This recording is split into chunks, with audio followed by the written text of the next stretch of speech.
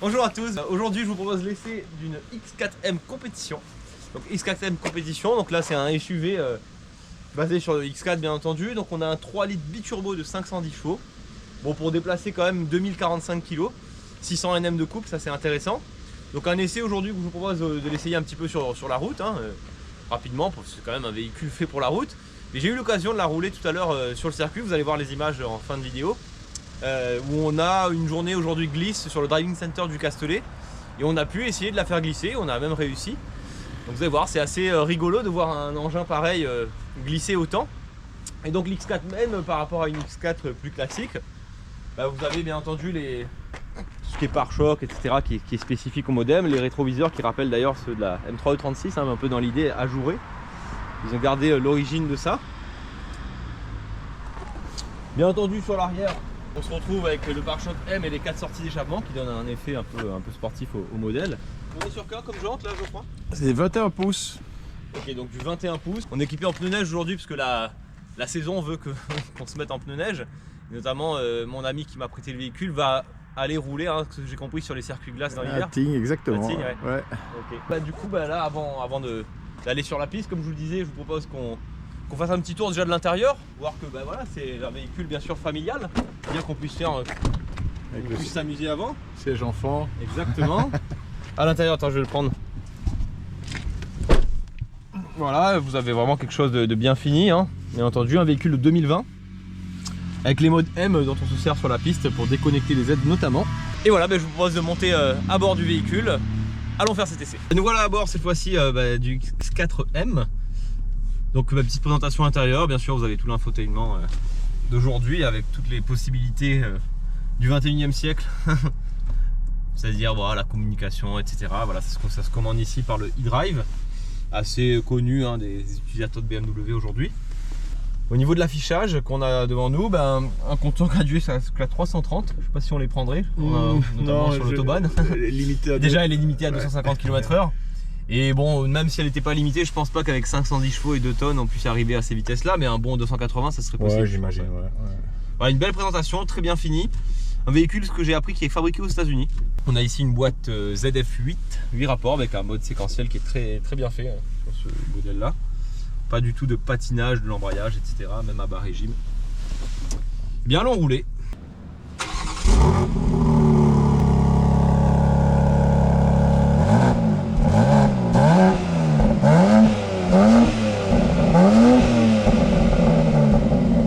Alors, pour mettre la première, c'est comme ceci. Et moi, je préfère en manuel. Eh allons-y. Voilà, aujourd'hui, on est dans la région du Castellet. Comme je vous le disais tout à l'heure, on va aller faire un petit tour sur le circuit. Peut-être la mettre en confort pour... Ouais, on est au confort. Le moteur, tu veux en confort? Ouais, comme ça on peut voir un peu toutes les différences. En efficient. Allez, efficient. Ça consomme moins. Voilà, là on est en mode automatique, on va laisser la boîte gérer. Ouais. Elle passe le rapport relativement tard. Ouais, tu as un petit réglage, vous voyez, sur le pommeau de vitesse. Pour la rapidité des changements de rapport, c'est ça? Voilà, sinon elle reste plus dans les tours entre les changements de vitesse. Voilà, à vitesse légale et de route, véhicule très confortable comme on peut s'y attendre avec un véhicule de ce type. On oublierait qu'elle est capable de faire ce qu'elle va faire tout à l'heure sur le circuit. Ce que je vous propose, on a quand même 510 chevaux. Si le propriétaire me le permet, on va se faire un petit départ arrêté. Allez, tu peux même faire un... Alors... Tu veux faire un launch control, c'est ça? Ouais, que tu peux mettre tout... clique 2 fois à gauche. Alors... Là, tu cliques 2 fois. Ah, ici. Ouais, voilà. Là, il faut se mettre sur l'asphalte parce que tu t'en fous, tu mets les capsules. Ouais, mais explique-moi d'abord. Alors, tu mets pied gauche sur le frein, gaz à fond. Et je lâche. Et quand tu le sens, tu lâches le frein. Allez, tu vois, il va te mettre un petit drapeau à damier qui clignote sur le tableau de bord. Ça veut dire que le launch est enclenché. Et à partir de ce moment-là, elle va se limiter au gaz. Tu lâches le frein, elle va partir. D'accord. Voilà, tu vois.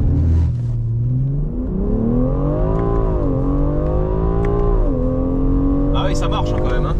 On va s'arrêter là parce que on est quand même sur la route. Je pense que, dis-moi ce que tu en penses, mais avec ce genre de voiture, il Faut être raisonnable ou t'arrives toi-même à être raisonnable sans trop forcer? Si on met tout en efficient et qu'on met tout en souple, ça tente pas trop, je veux dire. Ouais, donc ça donne envie plutôt de cruiser. Exactement, ouais, parce qu'il y a du couple à tous les régimes. Et là, il y a une question qui revient souvent, c'est la consommation. Toi, tu fais quoi à peu près, toi, comme disons, en roulant à 130 sur l'autoroute, on va consommer 11-12 litres. Pour un moteur de 500 chevaux, un véhicule de 2 tonnes, je pense que c'est relativement raisonnable. C'est ça, tout à fait. Après, on aurait pu essayer sur le circuit pour ouais. ça donne. Je pense qu'on est plutôt à 35 litres au 100. Écoute.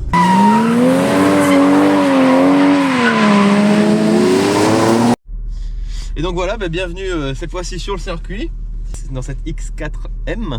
Compétition, pardon. Donc, alors dis-moi un peu, Geoffroy, du coup, rappelle-moi un peu les caractéristiques. Écoute, c'est un SUV, 4 roues motrices, avec la possibilité de mettre plus sur l'arrière que sur l'avant, puisqu'on est en 4 roues motrices sport. Donc là, t'en as plus derrière, du coup, c'est ça? Il y en a plus derrière. Okay. Tu vois les petites flèches sous les roues avant. D'accord. Et puis sinon, tu as les toutes petites flèches, c'est ça? Voilà, si tu mets sport, ok. Ça te dit que tu as plus d'arrière que d'avant. Ah, top. Beaucoup de personnes qui glissent, même en ligne droite. On va y aller progressivement, hein, voir un peu. C'est bon. Qu'est-ce que ça donne? Allez, c'est bon, il est là.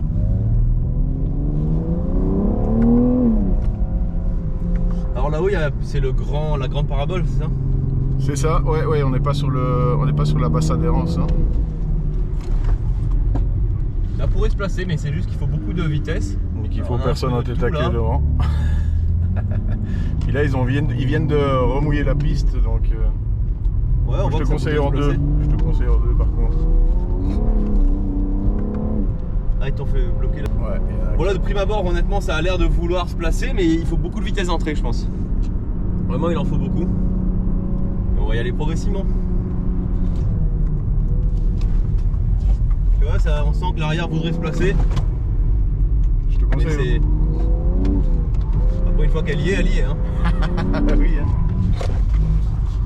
On sent le poids nous emmener vers l'extérieur. Ici, on peut pas glisser. D'accord. Ils ont fermé exprès parce que.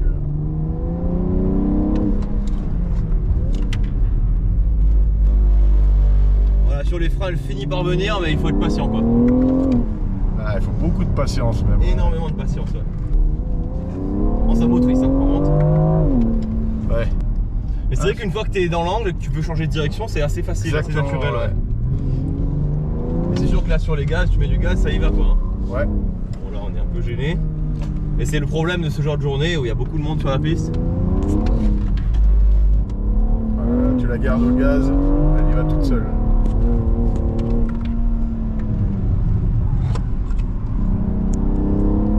Les gens sont assez respectueux. Ouais, je vois ça. Ils se bougent bien, ils regardent bon état bien. d'esprit. Ouais, t'as vite du sous effectivement, mais c'est la bonne école parce que ça t'oblige à t'appliquer. Dans les pagles, il est carrément venu sur la patience, comme tu dis. Ouais. Et il faut pas mettre trop de volant quoi. Ouais. C'est ça qui est pas évident. Lui, il gère très très bien. Voilà, c'est ça.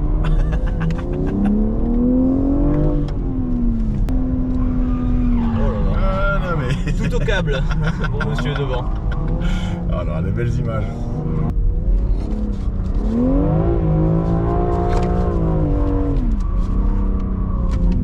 Ouais, il y en a vraiment beaucoup derrière. Hein.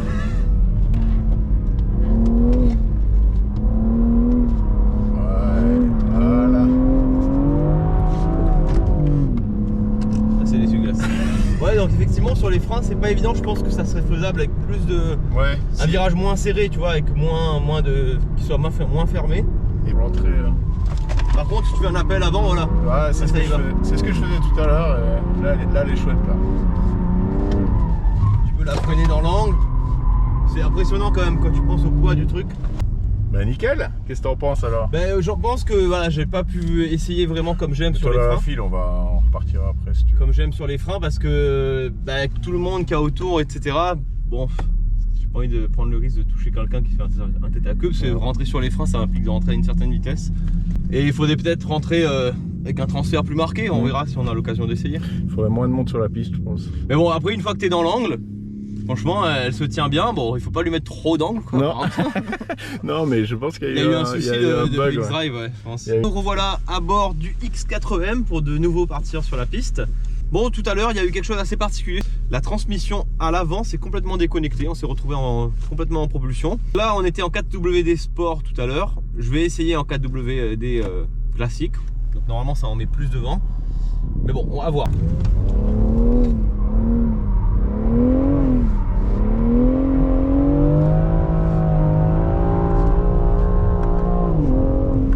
Moi, je préfère comme ça.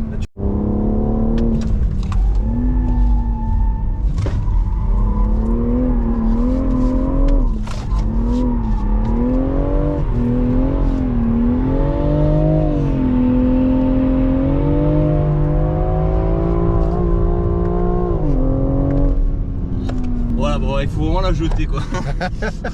Donc là, on a remis le mode 4WD Sport.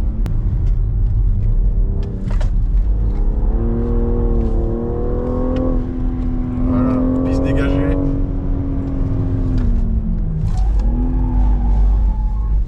Ouais, voilà.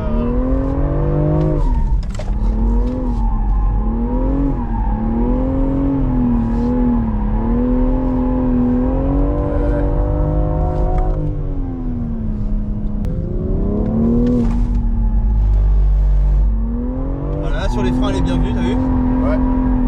Ouais, tu as vraiment le petit coup de volant à l'entrée là qui marche bien. Ils ont dit pas de glisser, on va respecter. C'est bien.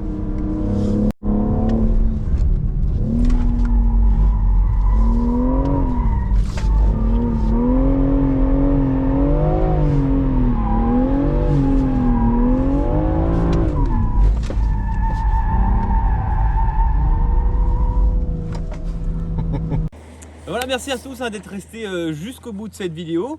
Donc un format assez différent cette fois-ci, puisque l'essai qu'on a réalisé sur le X4M était vraiment totalement improvisé. J'ai un ami qui m'a appelé le matin, m'a dit « Ah Simon, ça te dit de venir essayer de faire glisser mon X4 ?» Bah, bien sûr, je lui ai dit volontiers. J'ai ramené ma GoPro, on a fait quelques plans. Donc voilà, dites-moi si ça vous plaît quand même, n'hésitez pas à me le dire dans les commentaires, voir si ça vaut le coup quand j'ai des propositions comme ça, de continuer et de sortir une vidéo, ou bien si ça vaut mieux ne pas le faire. J'aimerais bien avoir votre avis. A plus tard!